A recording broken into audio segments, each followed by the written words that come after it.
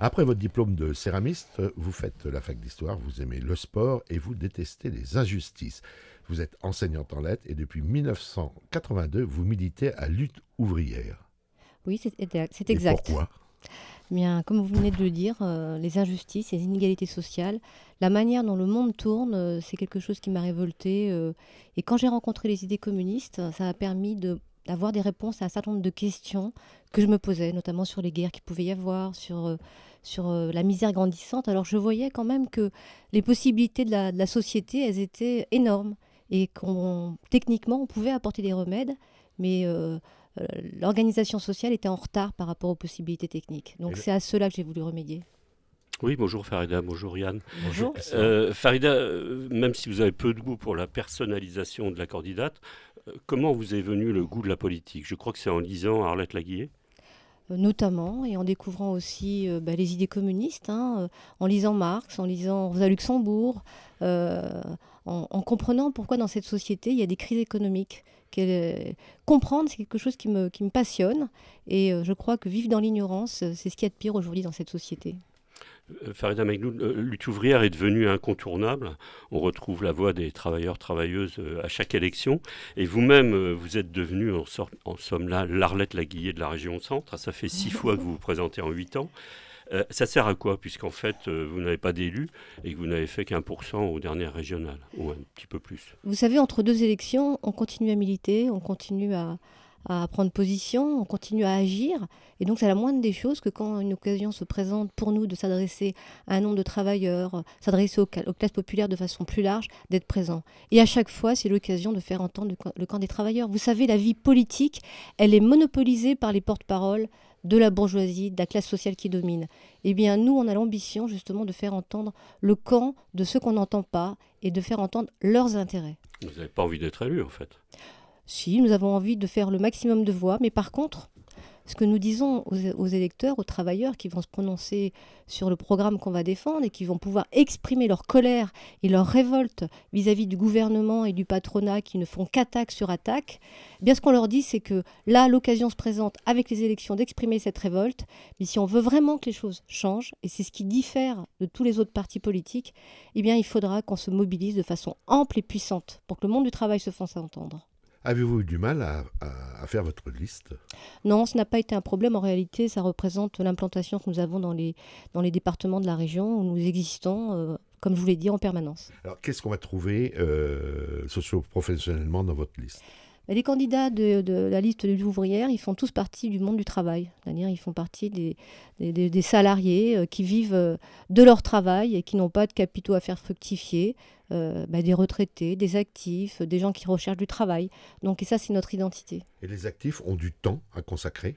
Les actifs prennent du temps pour défendre ces idées-là. En réalité, on le fait en permanence. On le fait quand on travaille, on le fait dans notre voisinage, on le fait et on prend sur notre temps de loisir pour cette campagne. C'est un militantiste de tous les jours? C'est un militantisme quotidien parce qu'en réalité, chaque jour, on allume sa radio et puis on écoute les nouvelles du monde et on écoute les attaques, on écoute l'idéologie qui se présente et on a envie de réagir. Et pour revenir à vous, quelle est votre vie, Farida Megnoud? Vous êtes prof d'histoire, ensuite vous militez à Lutte ouvrière, vous avez des loisirs quand même? Beaucoup de loisirs. Qu'est-ce que vous Je faites? prends le temps. J'aime lire, par exemple. Oui. La lecture, c'est une de mes passions favorites. Sortir avec des amis, aller au cinéma, comme beaucoup de monde. Et vous Donc, avez écrit un livre aussi? Oui, Faut oui, en parler, exact. vous pouvez en parler aussi. Oui, Je crois que c'est pas, intéressant. oui, parce que je suis passionnée par l'histoire. Je Voilà. vous ai expliqué comprendre le ressort de l'histoire. Donc, effectivement, j'ai écrit un livre sur la civilisation arabe, son essor et ses apports, parce que ça fait partie de notre patrimoine. Mais toutes les périodes historiques m'intéressent. Mais celle-là, j'avais envie d'apporter un éclairage particulier. Et de laisser une trace? Non, pas de laisser une trace. Déjà, permettre d'offrir, partager ses idées, c'est ça la chose la plus importante. Oui, Farida, même sans vous faire sauter au plafond, mais quand on dit que Lutte ouvrière est une secte, quand on dit que Lutte ouvrière est uniquement représentée par des femmes, Arlette Laguillet, et puis Nathalie Arthaud, vous-même, qu'est-ce que vous répondez à ça? Il y a toujours un halo de mystère sur Lutte ouvrière. Je pense qu'il y a beaucoup d'âneries qui sont Merci. véhiculées. Véhiculées, je répète, je réponds. Donc, effectivement, être représenté par des femmes, je vois pas le problème. problème. Hein. On est fiers d'avoir été la première organisation à avoir eu une candidate à l'élection présidentielle, une femme et une travailleuse. Donc la parité, c'est quelque chose qu'on n'a pas eu besoin de loi pour la pratiquer. On vous entend pas trop parler de féminisme quand même, c'est pas votre morceau de choix. Notre féminisme, hein, on ne l'étale pas, on le pratique, voilà. Hein, on le pratique, ne serait-ce qu'en ayant la parité à travers toutes les têtes de liste régionales et départementales. Et je peux vous dire que c'est pas la réalité pour les autres listes. Et sur le côté un peu militaire, un peu... Déterminé, non, déterminé. Donc je pense que faut savoir ce qu'on veut. Faut savoir ce qu'on veut. Nous, on a des convictions, on veut les défendre et on veut s'organiser pour ça. Et puis en réalité, c'est pas simplement les militants qui devront s'organiser. Aujourd'hui, face au coup, il faudra que les travailleurs non seulement se révoltent, mais il faudra qu'ils s'organisent de façon consciente. Votre programme, on va se recentrer un petit peu sur notre région. Qu'est-ce que Lutte ouvrière propose? Qu'est-ce que vous allez défendre? Bien, nous, dans cette campagne, qui est en réalité pour nous une campagne politique, on n'a pas un programme pour la région. On a un programme pour les travailleurs de cette région comme de toutes les régions. Notre programme, il sera identique. Nous, on veut faire entendre le camp des travailleurs. On veut qu'aujourd'hui, les travailleurs puissent, à travers le vote pour nos listes, exprimer leur écœurement, leur mécontentement face à tous ces coups qui ne cessent de pleuvoir. Il n'y a pas une semaine sans attaque de la part du gouvernement, de la part du patronat. Il n'y a pas une semaine sans qu'on fasse des cadeaux au patronat. Donc c'est les sacrifices et l'austérité pour les classes populaires, les travailleurs. Parmi ces attaques, les dernières en date, il y a les complémentaires. Bien sûr, ça je le dénonce. Il y a les attaques sur le code du travail.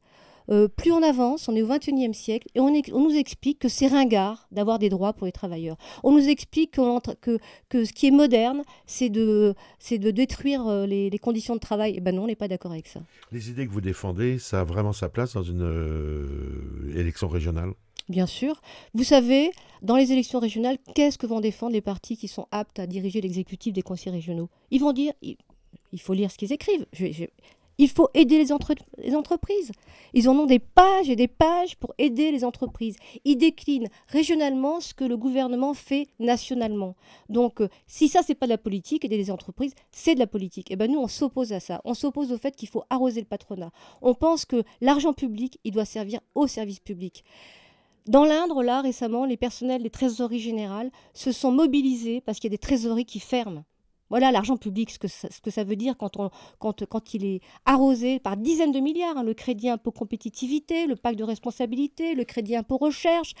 La liste est longue, on ne les connaît même pas toutes, ces cadeaux, enfin toutes ces aides qui sont faites sans aucune contrepartie. Parce que le chantage, quand même, c'était 1 million d'emplois. Le Gattaz, le représentant du MEDEF, il faisait fort de créer 1 million d'emplois s'il avait 20 milliards. Les 20 milliards, il les a eus. Où est le million d'emplois? Mais nous, il y a quand même des listes aussi qui défendent les travailleurs, ou au moins qui disent défendre les travailleurs. Là, vous venez parler des aides au patronat, comme vous dites. Le Front de gauche a le même discours que vous. Pourquoi pas faire liste commune avec eux? Bien, il y a des aspects que le Front de gauche peut dénoncer. Aujourd'hui, il se démarque du gouvernement, mais il y a quand même une grosse différence entre le Front de gauche et nous-mêmes. Déjà, le fait qu'il a permis d'hisser au pouvoir le gouvernement aujourd'hui qui pratique l'austérité, qui mène des coups contre les travailleurs. Vous préfériez Sarkozy. Et qui nous a fait croire que tout sauf Sarkozy, c'était la solution. Parce qu'en réalité, le Front de gauche, qu'est-ce qu'il dit?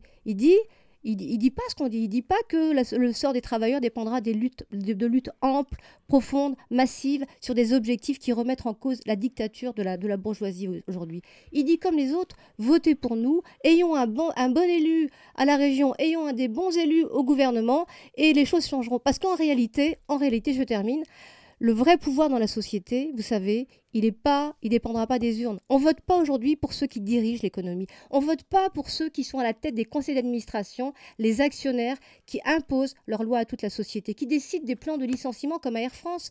Vous avez vu Alcatel, là? Alcatel, on connaît dans la région à Orléans. Alcatel avait un site qu'il a fermé. Alcatel a été racheté par Nokia. Nokia annonce 4 milliards de dividendes à verser aux actionnaires, là. L'action Alcatel a monté de 9% en quelques heures. Deviennent les travailleurs qui sont obligés d'aller travailler dans la région parisienne? Que deviennent-ils? Vous parlez d'Air France, vous parlez d'actualité. Oui. Vous défendez ceux qui, effectivement, ont arraché la chemise du DRH d'Air France? Moi, je suis solidaire de la colère que ces travailleurs ont exprimée face au énième plan de licenciement dont ils ont été victimes. Oui, j'en suis solidaire. Et la violence, en réalité, elle n'est pas du côté des travailleurs qui se révoltent et qui ne se résignent pas. La violence, elle est du côté de ceux qui agressent les travailleurs, de ceux qui leur demandent des énièmes sacrifices. Air France n'est pas au bord de la faillite, hein. Air France a 90% de ses vols qui sont pleins. Air France, là, ils disent que les bénéfices sont là. Donc, et le problème qu'ils ont, c'est qu'ils veulent des bénéfices à 2 chiffres. Oui, ils ont du mal quand même à faire face à la concurrence des low cost. Il faut quand même dire ce qu'il y a. Aujourd'hui, leurs vols sont pleins à 90%. Ils veulent des bénéfices à 2 chiffres. Eh bien, tout le problème de la société, là, Alcatel veut des bénéfices à 2 chiffres. 8%, 9%, ça ne leur suffit pas, il leur faut du 15 ou du 20%. Eh bien, on en crève de ça. Vous parlez du national. Est-ce qu'il y a des grèves quand même emblématiques dans cette région, puisqu'il faut bien parler de cette région centre? Quelles sont les grèves qui vous ont marqué ces derniers temps, des luttes des travailleurs, comme vous dites? Moi, il y a des luttes de travailleurs récemment. Oui. Hein. Regardez, dans le département, à Pithiviers, il y a une entreprise comme BCS. Hein, c'est pas une entreprise c'est pas un grand groupe, mais c'est pas une entreprise qui est au bord de la faillite. Hein. Le patron fait le choix de réorganiser et de restructurer ces entreprises, et 39 travailleurs se retrouvent sur le carreau. Qu'est-ce qu'ils vont devenir? C'est une région qui a déjà durement été touchée par les licenciements. Hein. Qu'est-ce qu'ils vont devenir, ces travailleurs? Il y a eu le cas de Michelin aussi à jouer les tours. Alors, j'allais y venir. Hein. Oui, Michelin Michelin, c'est un grand groupe. C'est un grand groupe qui a des entreprises dans la région. 700 personnes ont perdu leur emploi à jouer les tours. Et il faut voir les conditions de travail des ouvriers à Michelin Saint-Doulchard. Parce que d'un côté, il y en a qui crèvent au chômage, qui perdent leur emploi. Et puis de l'autre côté, il y a ceux qui restent, à qui on impose les 5-8, qui subissent des accidents de travail, qui subissent l'explosion des maladies professionnelles. Nous avons des camarades qui sont présents dans ces entreprises, qui témoignent de ça quotidiennement. Si nous étions élus, et nous avons eu d'ailleurs un camarade qui a été élu au conseil régional en 98, Jean-Jacques Prodhomme, nous dénoncerions toutes les aides aux entreprises. Nous serions favorables à tout ce qui irait dans le sens des classes populaires, des travailleurs, concernant l'éducation, concernant les transports, tout ce qui faciliterait, mais par contre, tout ce qui serait aide au patronat, non. On serait à la fois les yeux et les oreilles des travailleurs dans ces conseils régionaux. Le contrôle justement des fonds de la région en direction des entreprises, comme le propose le Parti communiste, pour parler clairement, puisque le Front de gauche, ça n'existe plus, c'est le Parti communiste, ça ne vous satisfait pas, ça? Le moindre euro vérifié? Alors, ça serait un minimum. Ça serait un minimum de contrôler cet argent. Aujourd'hui, il n'y a aucun contrôle. Mais le problème, ce n'est pas simplement de contrôler où va l'argent, parce qu'on sait très bien que l'argent, là où il va. Le problème, c'est que qu'est-ce que font? Est-ce qu'ils aident? Est-ce qu'ils créent des emplois?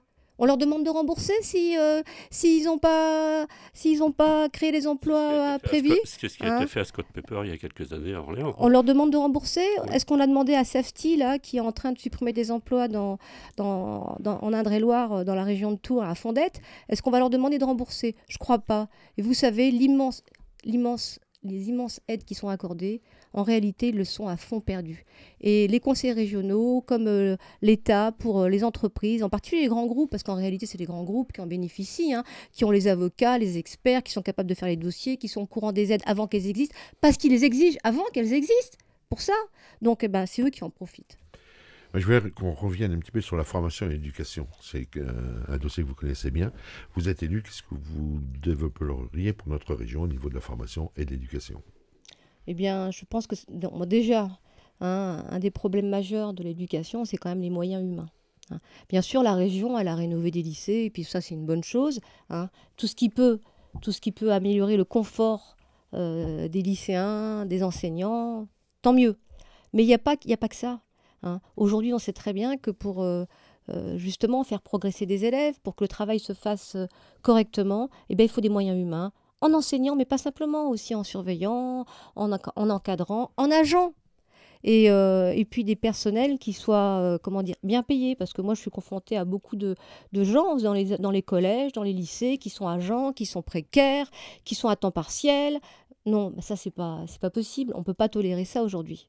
Sauf que la compétence de la région, elle n'est pas sur les enseignants, elle est sur les lycées eux-mêmes, sur le matériel. Et le personnel agent. Le personnel agent. Alors justement, François Bonneau. Je pense que ça c'est important, parce que sans eux, les lycées et les collèges ne fonctionneraient pas. Et au quotidien, le travail qu'ils font n'est pas reconnu, parce que leur salaire, souvent, il avoisine le SMIC et c'est loin d'être suffisant parce qu'aujourd'hui, il y a un problème sur les salaires. Il y a un problème sur les salaires, il y a un problème sur l'emploi. Et vous voyez, plutôt que d'aider les entreprises à fond perdu parce qu'elles ne créent pas d'emploi, parce qu'on a parlé d'entreprises qui licencient, mais Michelin bénéficient de ces aides, au titre du pôle de compétitivité d'Estopol, les grands groupes comme L'Oréal, pôle de compétitivité avec la Cosmétique Valley. Vous croyez qu'ils ont besoin d'aide? Ils font des milliards de bénéfices? Non, ceux qui ont besoin d'aide aujourd'hui, ce sont ceux qui sont embauchés dans les collèges, qui les font tourner. Il faudrait qu'ils aient des augmentations de salaire. Ceux qu'on appelle les ATOS, c'est ça. Voilà. Les ATOS, les personnels agents. L'actualité, François Bonneau a annoncé hier à Châteauneuf-sur-Loire l'ouverture d'un lycée dans ce secteur pour décharger notamment le lycée de la Source où vous êtes et puis le lycée de Saint-Jean-de-Bray. C'est plutôt une bonne chose, non, d'investir dans ces lycées à l'échéance 2017. Voilà, c'est une bonne chose. S'il y a un lycée qui se crée avec des moyens qui sont afférents, on serait pour. On ne va pas s'opposer à ça. D'accord. Donc là, vous voteriez pour. Vous voyez qu'il y a des choses... je vous ai dit, tout ce qui était favorable à la population, aux travailleurs, eh bien oui, on serait pour. Parce que des lycéens fassent des kilomètres pour aller apprendre, ce n'est pas une bonne chose, parce que leurs horaires sont chargés, les journées sont longues. Est-ce que vous avez un programme sur les transports, par exemple? Vous savez qu'entre la droite et la gauche, c'est une des différences. Disons, pour simplifier, la droite veut plutôt aider les routes, enfin de mettre de l'argent sur les routes, et la gauche sur les transports collectifs comme le ferroviaire. Vous avez un avis là-dessus? Moi, je serais plutôt évidemment pour le ferroviaire. Le problème, c'est pas ce qui se fait, parce que vous dites que la droite, elle a un programme plutôt pour le collectif. En tout cas, nationalement, c'est pas le cas. Non, pour les routes. Pour les routes, j'ai dit. Non, je parle de la gauche, excusez-moi. Oui. Nationalement, ils suppriment plutôt des lignes et puis ils mettent des bus à la place à la SNCF, que je sache. Oui, ils mettent de l'argent sur les TGV. Voilà, et puis Macron, dans sa loi, il favorise les bus, là, plutôt que les lignes de chemin de fer. Les transports, moi j'étais à Gien la semaine dernière. Et j'ai rencontré des travailleurs, des gens qui sont à la retraite, qui ont travaillé dans la région parisienne, qui avaient de la famille dans la région de Gien et qui ont choisi de s'installer pour leur retraite là-bas. Ils apprennent que la ligne de chemin de fer, elle est fermée. Ils sont en colère, ils sont mobilisés. Moi, je suis de leur côté et je pense que c'est pas normal qu'on ferme des lignes de chemin de fer. Alors, quand vous me dites que la gauche est du côté des transports collectifs, je suis sceptique. Il y a ce qu'on fait localement, ce qu'on fait nationalement. Voilà. Les projets de réouverture, notamment de la ligne Orléans-Chartres et de la ligne Orléans-Châteauneuf. Ça fait longtemps que vous êtes journaliste. La ligne Orléans-Chartres, vous en avez entendu parler. Moi aussi, ça fait longtemps que j'en ai entendu parler. Ça fait un petit moment, effectivement. C'est un serpent de mer, si on peut dire. Bon. On verra peut-être le jour de cette ligne. Pour rester sur l'actualité et s'évader un peu de la région, on parle beaucoup des réfugiés, ceux qui viennent de la guerre en Érythrée, en Afghanistan et en Syrie, malheureusement. On a l'impression qu'en Europe, il y a des régimes... on va dire autoritaires et de droite qui s'installent, notamment en Pologne le week-end dernier. Et on assiste à une lepénisation des esprits sur ces réfugiés. Vous pensez que ça va jouer un rôle dans ces régionales? À propos des réfugiés, vous voulez dire? Oui. Je ne sais pas. Mais en tout cas, moi, ce que je voudrais déjà vous dire, c'est ma position sur ces réfugiés. Mais moi, je suis contre la politique de mettre des barbelés, des rissés, des murs, pour empêcher des populations qui fuient la guerre, que ce soit les bombes ou la famine. Moi, je suis pour la libre circulation de ces migrants et leur libre installation là où ils le souhaitent. Parce qu'aujourd'hui, ce qu'ils subissent, ils ne sont pas responsables de ce qu'ils subissent. Et les grandes puissances, en particulier la France, la Grande-Bretagne, les États-Unis, les grandes puissances, ils ont une responsabilité mais écrasante dans le sort que vivent les populations syriennes et dans le sort que vivent la famine en Afrique. Donc la moindre des choses, justement, ça serait de leur permettre d'être accueillis dignement. Et moi, je combats justement ceux qui nous disent oui, on ne peut pas accueillir toute la misère du monde. Oui, parce qu'en réalité, ce discours, c'est un discours de résignation. Parce que la misère, ça se combat. Au nom de quoi on ne peut pas combattre la misère? Quand on nous dit ça, c'est une manière de nous dire oui, la misère de ceux qui arrivent, on ne peut pas l'accepter. Et puis celle des autres, la vôtre future non plus. Donc c'est un combat commun. Pour moi, ces migrants, ce sont nos frères de classe. Il faut les accueillir. Et c'est une question d'humanité, tout simplement. Qui a commencé à être fait donc, dans le Loiret, puisque 55 d'entre eux ont été accueillis, notamment à l'AFPA d'Olivet. Donc vous êtes favorable à ce qu'on en accueille encore plus? On a Moi, les moyens de le faire. je suis favorable à ce que ceux qui souhaitent venir dans le Loiret, parce qu'il faut le viennent. Je suis pour la libre circulation et la libre installation, pas qu'on les oblige à aller là ou là, à vivre dans des camps.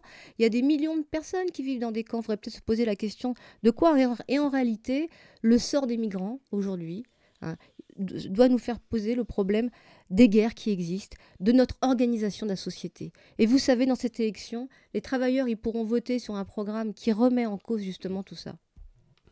Qu'est-ce que vous pensez du front de gauche dont on parle beaucoup en ce moment pour le second tour des régionales?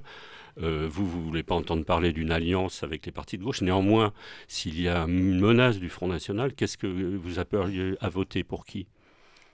Bien, je crois qu'au deuxième tour, vous savez, ça va se dessiner entre la droite, la gauche et éventuellement le Front National, hein, dans certains endroits.